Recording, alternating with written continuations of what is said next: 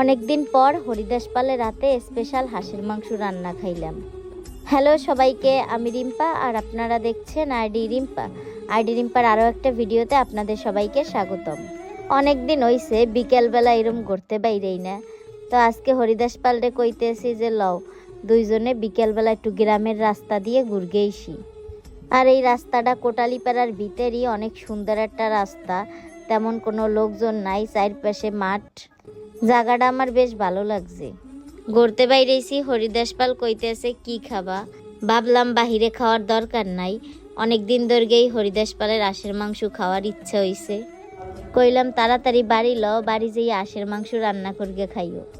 আর এইদিকে হরিদাস পাল মশলা বাড়তে আছে, আমি না মাইয়া হইয়াও মশলা বাড়তে পারি না। আর এর পিছে বড় কারণ হইল আমার হাতের গিডে ব্যথা।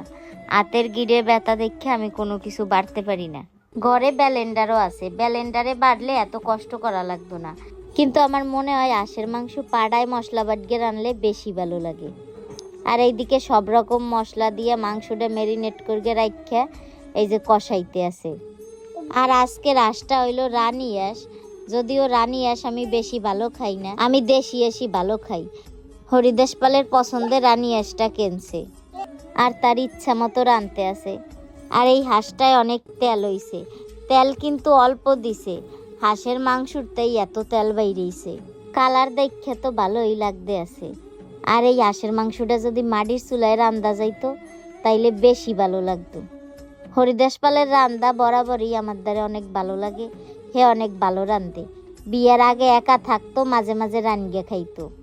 রান্না করার অভ্যাস নাকি তার অনেক আগের, তাই 18 বছর পরের তাই বাড়ির বাইরে থাকা দিছে, হেয়েন তাই নাকি একা একা রান্না খাইতো। দিদিদের কার কার স্বামী এরম রান্না করে খাওয়ায় অবশ্যই কমেন্টে জানাবেন। তো আজকের ভিডিওটা এই পর্যন্তই, সবাই অনেক বেশি ভালো থাকবেন, ধন্যবাদ সবাইকে।